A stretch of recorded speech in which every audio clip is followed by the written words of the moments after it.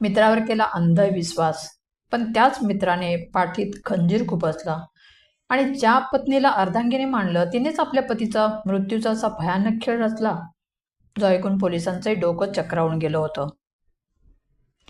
नागपूरच्या MIDC परिसरात 16 ऑगस्टला एका व्यक्तीचा मृतदेह रस्त्याच्या कडेला सापडतो. शेजारी दारूची बाटली पडलेली असते.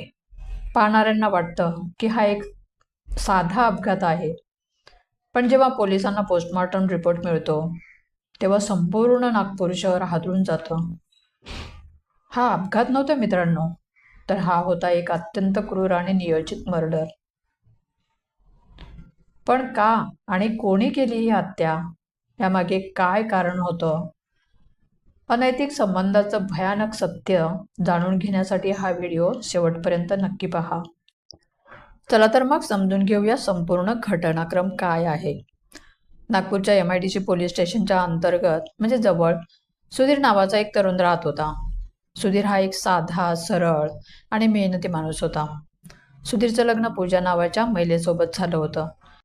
सुधीरचा एक खूप जवळचा मित्र होता, ज्याचं नाव होतं आशिष कुमार.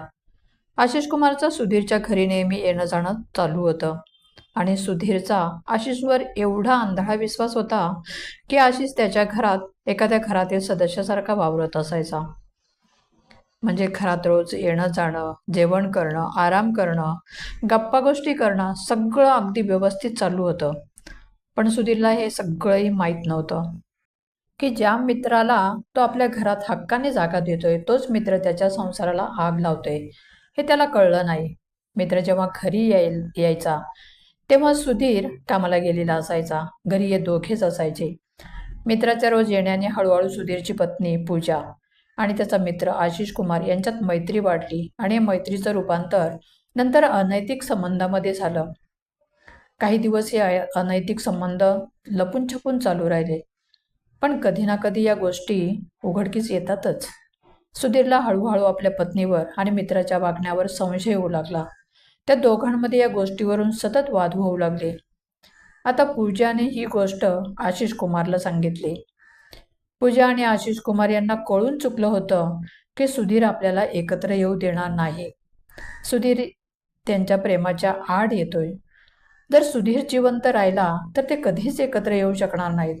मग या दोघांनी मिळून एक अतिशय भयंकर कट रचला.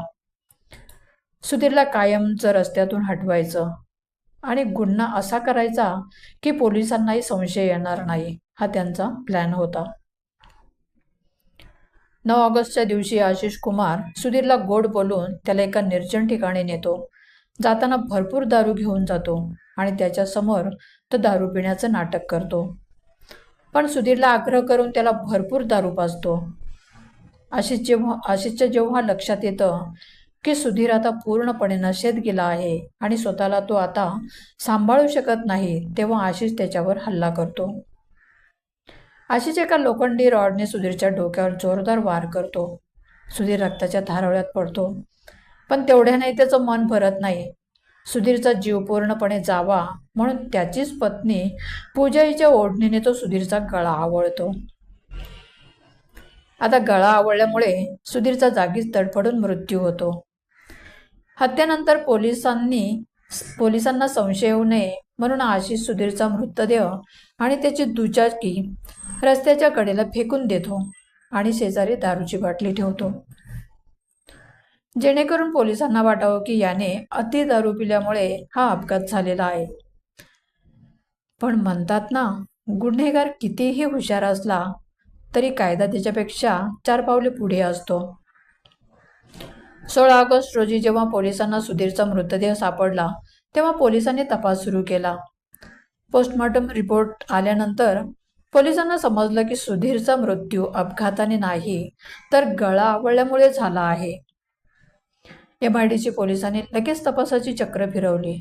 सुधीरचा कॉल डिटेल्स CDR वरून पोलिसांनी आशिष कुमार आणि सुधीरची पत्नी पूजा यांच्यावर संशय आला. जेव्हा पोलिसांनी आशिष कुमारला ताब्यात घेऊन कडक भाषेत चौकशी केली तेव्हा त्याने आपला गुन्हा कबूल केला. अनैतिक संबंधाच्या नादात एका हसत खेळत असलेल्या पतीचा जीव कसा घेतला हे त्याने पोलिसांना सांगितलं.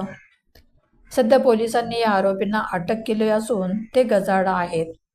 पण मित्रांनो, या केसवरून आपल्याला हेच शिकायला मिळतं की कोणावरही आंधळा विश्वास ठेवू नये. अनैतिक संबंध आणि क्षणिक सुखासाठी एका निष्पाप व्यक्तीचा बळी घेणं कितपत योग्य आहे? तुम्हाला या घटनेबद्दल काय वाटतं? कमेंट करून नक्की सांगा. व्हिडिओ आवडला असेल तर लाईक करा आणि चॅनलवर नवीन असाल तर सबस्क्राईब करायला विसरू नका. पुन्हा भेटू अशाच थरारक केससह. धन्यवाद.